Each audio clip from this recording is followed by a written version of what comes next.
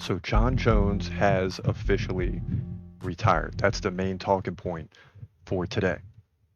And what does the word officially even mean? We've seen other fighters officially retire, like Amanda Nunes, right? To name one of many who is now coming back. So is Jon Jones definitely done? That's what we have to get into. For right now, he's done, right? He told Dana White, who told us yesterday. Then I started going around on the social media to see if it was confirmed by Jon Jones, and it was. Because my immediate thought was like, maybe Dana White just said this, right, to give Tom Aspinall the heavyweight title and force Jon Jones to come back and fight because we've been waiting and waiting and waiting, which is not really anything new. We've discussed this multiple times on the podcast. But it appears, at least for right now, that he has retired. I don't know if I'm ready to say that he's definitely retired, right? That's different than officially. Officially means that, yes, he has retired as of right now. But will he come back? I mean, the guy's 37 years old, right? You're getting to that point where you start to slow down. We're seeing this with Alex Pereira. We're seeing this with other fighters. You slow down about 36, 37, especially in the men's division. The women are a little later, right? They 38, 39, they're still kind of in their prime. It's weird. Tom Aspinall's a guy that's 32 years old. He's in his prime. And if Jon Jones fights him and loses, that could tarnish his legacy. And I know you're thinking, you're like, Chris Cross, hold on, just because he loses a top, yes, it would tarnish his legacy. The guy is virtually undefeated. He's got that one loss on his record, but we all know that wasn't really a loss, right? He got disqualified on a rule that has since been changed.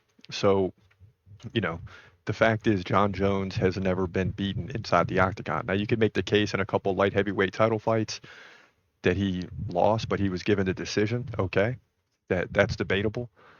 But on his record, he's got a bunch of wins and one loss. So the guy is virtually undefeated. Now, the bigger question is, will Jon Jones come back? At this point, it's just nothing more than speculation. I don't know for sure. You don't know. And I don't think Dana White even knows. But what else does a guy have to fight for? He dominated the light heavyweight division for years and years and years.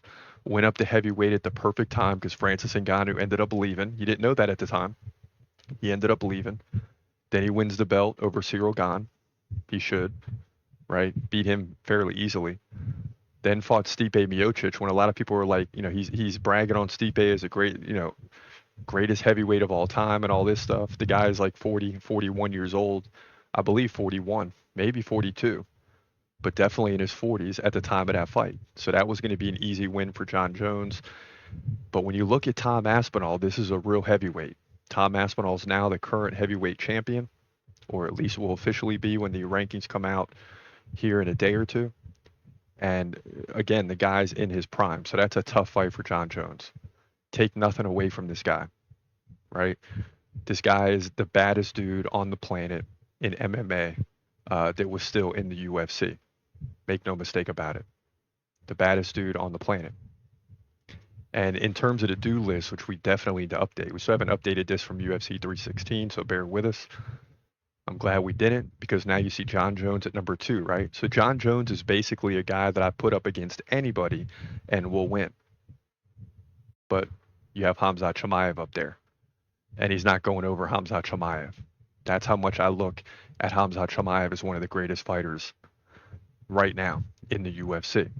But Jon Jones will be removed. Of course, then you got Islam, who's moving up to welterweight. You got a bunch of things going on there. Shavkat's up in there. Dricus du Plessis will now be 4th. So we got a 1 versus 4 matchup.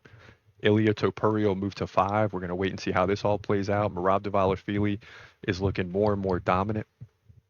Okay. And then Tom Aspinall will be up there at like 7. So, listen, the due list needs to be updated, but how is it going to play out with Jon Jones no longer in the mix? It's hard for us when we lose a number 2 guy.